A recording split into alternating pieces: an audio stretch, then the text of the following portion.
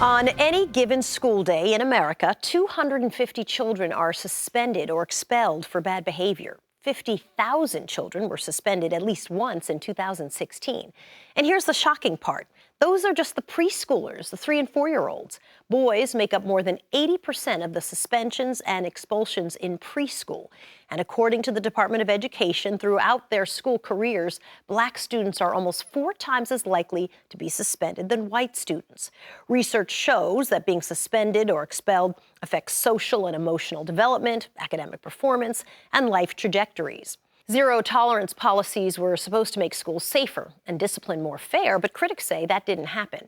I recently sat down with Cami Anderson to talk about this. She's a former head of the Newark Public Schools and now runs the Discipline Revolution Project. What exactly is at issue here?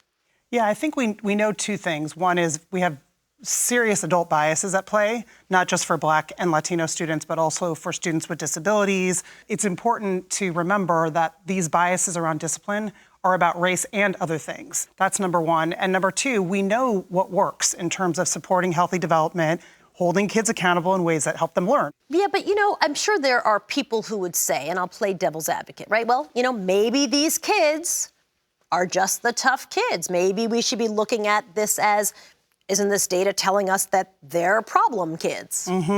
Well, just in the last year, we had 2 pretty rigorous studies come out, one showing that Black boys receive about triple the amount of negative attention as their peers, often for the exact same behaviors.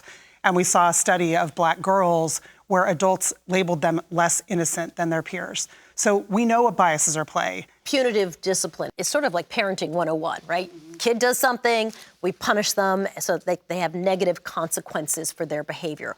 Why does that not work? Well, first, you have to build trust with our young people, and trust is built in times of conflict, right? So when something happens, certainly there needs to be consequences, but there also needs to be a conversation about what caused that moment and how can you prevent it in the future. We should embrace the notion that young people can learn social and emotional skills just like they can learn algebra or any other academic skill. For Black boys who are being disciplined more harshly, is there a correlation to the number of teachers who match them racially? We see all kinds of good outcomes when we have more diverse teaching populations, in particular African-American teachers, African-American men.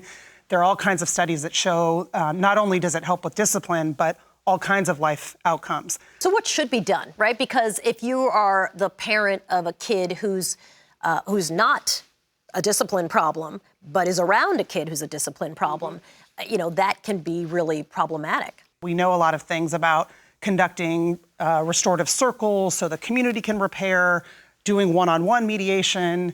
It's really interesting to see a young person have to own up to their mistakes in a circle. Talk about accountability.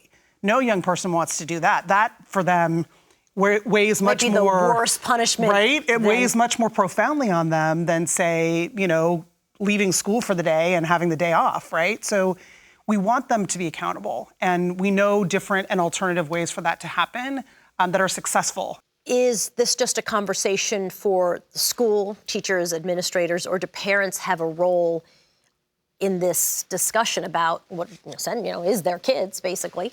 Usually you only get a call as a parent, I know this to be the case with my own son, that says, your son did X, which is not actually helpful in solving the problem. So our position is, how do we change the conversation between families and schools so that we're all working on a common set of goals where we feel a sense of hope and purpose that we're working towards something? Cami Anderson of the Discipline Revolution Project, formerly the superintendent of the Newark Public Schools. Nice to have you. Thank you very much for having me.